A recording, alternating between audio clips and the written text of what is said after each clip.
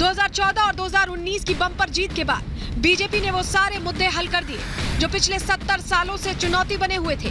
कश्मीर से धारा 370 हटा दी गई। सीएए के जरिए पाकिस्तान, बांग्लादेश और अफगानिस्तान के अल्पसंख्यकों को भारत में नागरिकता देने का कानून लागू कर दिया गया।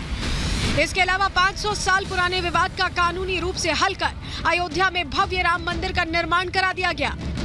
ये वो मुद्दे हैं जिसने 2024 में बीजेपी को जन जन के बीच मशहूर कर दिया। अब हालत यह है कि बीजेपी ही नहीं बल्कि देश की जनता भी कह रही है मोदी हैं तो मुमकिन है। प्रधानमंत्री की लोकप्रियता की वजह से 24 में कांग्रेस चुनाव तो लड़ रही है, लेकिन उनका गठबंधन पीएम फेस अब तक तय नहीं कर पाया है। हमारे पास चेहरे इतने हैं और पूर्व में भी सरकार जब बनी है तो प्रधानमंत्री का चेहरा आया है और प्रधानमंत्री का चेहरा आएगा। 24 लोकसभा चुनावों की तारीखों का ऐलान हो गया है। देश भर में 7 चरणों में मतदान संपन्न कराए जाएंगे। आदर्श आचार संहिता भी लागू हो गई है, लेकिन अभी तक इंडी गठबंधन में मोदी का ऐसा खौफ बैठा है कि अभी तक इनकी सीट शेयरिंग का फॉर्मूला भी तय नहीं हुआ है। ऐसे में सवाल यह है कि क्या 24 में इंडी गठबंधन मोदी से मुकाबला कर पाएगा? कि जब कांग्रेस अपना पारंपरिक किला नहीं बचा पा रही तो वो दिल्ली की रेस में कैसे पहुंचेगी? आखिर दक्षिण भारत के भरोसे कांग्रेस कितनी सीटें ला सकती है? Bureau report, Republic Bharat. तो ये तो हमने आपको बता दिया कि बहुत डर रही है कांग्रेस अपना अगला स्टेप लेने के लिए, लेकिन अब आप ये समझिए कि उत्तर प्रदेश की सियासत से 40 सालों से, 4 दशकों से दूर है कांग्रेस। जरा इतिहास आपको बता देते हैं कौन कब सत्ता में रहा है, आपके लिए ये भी जानना जरूरी है। चलिए जानकारी आपके सामने रख रहे हैं और कांग्रेस का अब लग रहा है वनवास लंबा खिंच सकता है। सबसे पहले समझिए 4 दशक से यूपी में कांग्रेस का कोई मुखिया नहीं, यानी कोई मुख्यमंत्री नहीं है जो कांग्रेस में सत्ता पर काबिज रहा हो 40 सालों में। नारायण दत्त तिवारी कांग्रेस से वो आखिरी मुख्यमंत्री थे जिन्होंने कमान संभाली थी और उसके बाद कोई अभी तक पिक्चर में नहीं आया। 4 दिसंबर 1989 के बाद कांग्रेस से कोई सीएम नहीं है। ये हम आपको आंकड़ों के जरिए बता रहे हैं। 1977 में विधानसभा चुनाव कांग्रेस बुरी तरह से हार गई थी। ये इमरजेंसी का दौर था, आप ये समझिए। इमरजेंसी के बाद चुनावों में 47 सीटों पर सिमट कर रह गई थी कांग्रेस। 1980 में क्या हुआ? यूपी विधानसभा भंग हुई और तब राष्ट्रपति शासन लागू हो गया। 1980 में कांग्रेस ने उस वक्त धमाकेदार वापसी की, अच्छा जन समर्थन मिला, वापसी हुई। 1980 में ही विधानसभा चुनाव में 425 में से 309 सीटें, रिकॉर्ड जीत थी, आप समझिए उस दौर में 1985 में। और उसके बाद 1985 में चुनाव में भी ट्रेंड बरकरार रहा। 80 के बाद 85 में ट्रेंड बरकरार रहा। 269 सीटें जीतकर दोबारा कांग्रेस सत्ता में आई। 1985 की बात बता रहे हैं आपको। लेकिन 1985 के बाद ये सरकार यानी कांग्रेस की सरकार कभी रिपीट नहीं हो पाई। गैप कितना लंबा है ये हम आपको बता रहे हैं। 1989 में जनता दल की सरकार बनी और तब मुलायम सिंह यादव को कमान मिली, वो मुख्यमंत्री बने।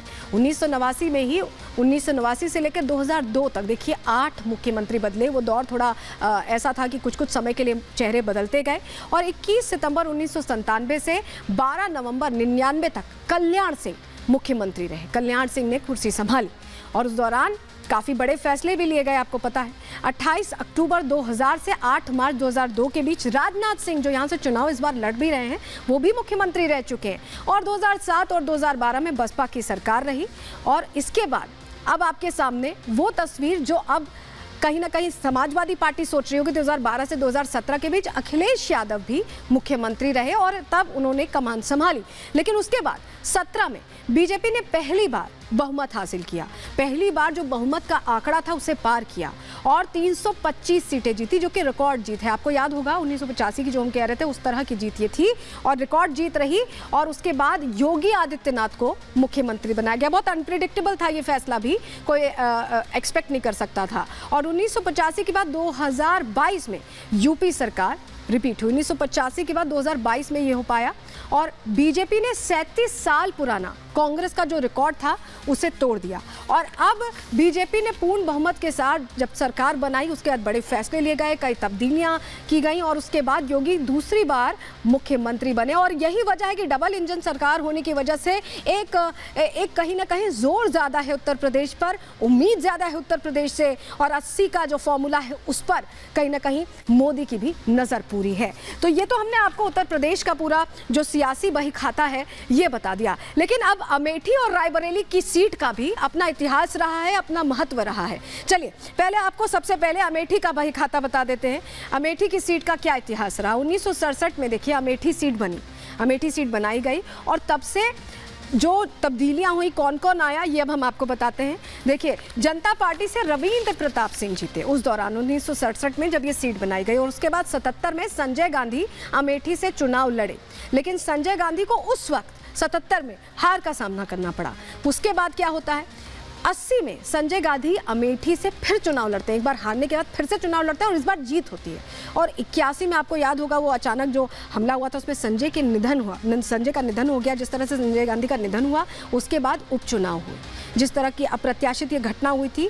उसके बाद राजीव गांधी 81 में शरद यादव को हराकर यहाँ से जीते। शरद यादव जो जनता दल यूनाइटेड में थे, उस दौर में जनता पार्टी में रहे होंगे। और 84 में राजीव गांधी के खिलाफ मेनका गांधी, आपको याद होगा परिवारों की जो लड़ाई थी, पहली बार 84 में मेनका गांधी जब राजीव गांधी के खिलाफ उतरी तो वो जो घर की लड़ाई थी वो सड़क पर आ गई, जनता के बीच आ गई। और यहाँ ये हुआ कि राजीव गांधी की तो रिकॉर्ड जीत हुई, मेनका गांधी अपनी जमानत भी नहीं बचा सकी।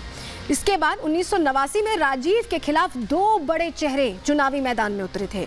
महात्मा गांधी के पौत्र राजमोहन गांधी भी उतरे और कांचीराम, जो बसपा के मायावती के कहीं ना कहीं कहा जाए कि मायावती और बसपा की जो पूरी पार्टी है वो कांचीराम के आदर्शों पर चलती है, तो कांचीराम भी उतरे राजीव गांधी के खिलाफ, बहुत बड़ा नाम था। लेकिन दोनों को हराकर राजीव गांधी ने जीत हासिल कर ली। और उसके बाद 91 में राजीव गांधी फिर चुनाव जीते। आप देखिए कि लगातार उनकी यहाँ जो बढ़त है बनती गई, उनका एक बेस बनता गया, उनको लोग पसंद करते गए। लेकिन 91 की वो घटना जब राजीव गांधी की हत्या हो गई, उसके बाद अमेठी में उपचुनाव हुआ। उस दौर में ये तय किया गया कि राजीव गांधी के जो दोस्त हैं सतीश शर्मा, वो उतरेंगे चुनाव में, और वो उस उपचुनाव को जीत गए क्योंकि लहर वैसी थी, एक इमोशन था लोगों के बीच और उस लहर में वो जीते। कैप्टन सतीश शर्मा अमेठी से 96 में फिर से जीते, 2 टेन्योर उन्होंने भी सर्व किए। 1998 में भाजपा प्रत्याशी डॉक्टर संजय सिंह की जीत हुई, यहाँ से तस्वीर बदली थोड़ी। 99 में उसके बाद जब संजय सिंह की जीत हो गई पिछली बार, तो सोनिया गांधी ने यहाँ पर उतरने का फैसला लिया और संजय सिंह को हराया। सोनिया गांधी को फिर फायदा मिला गढ़ होने का। 2004 में राहुल गांधी यहाँ से उतरे और बसपा को हराकर उन्होंने जीत हासिल की, ये सीट फिर उनकी हो गई। 2009 में भी राहुल गांधी ने जीत दोबारा दर्ज की और उसके बाद चलता गया। 2014 की बात कर लेते हैं। राहुल ने स्मृति और कुमार विश्वास को हराया, तब प्रधानमंत्री नरेंद्र मोदी की एंट्री हुई थी, तब भी इनकी जीत हुई। लेकिन 19 में स्मृति ईरानी ने राहुल गांधी को हराया क्योंकि उनकी ग्राउंड प्रेजेंस ये जीत की वजह बनी, वो लगातार मौजूद रही, उसका फायदा उन्हें मिला। 2024 में स्मृति मैदान में उतर तो गई हैं, लेकिन कांग्रेस का उम्मीदवार अब तक तय नहीं हो पाया है क्योंकि अमेठी को पहले तो ये था कि वायनाड से भी उतर सकते हैं राहुल गांधी और अमेठी से भी उतरेंगे पिछली बार की तरह, लेकिन जब हार मिल गई तो क्या अमेठी से एग्जिट ऑप्ट कर लिया है, ये सवाल बना हुआ है क्योंकि अभी तक प्रत्याशी का ऐलान नहीं हुआ है। और सूत्रों के हवाले से खबर यही है कि राहुल गांधी कम से कम अमेठी से तो चुनाव नहीं लड़ रहे हैं। तो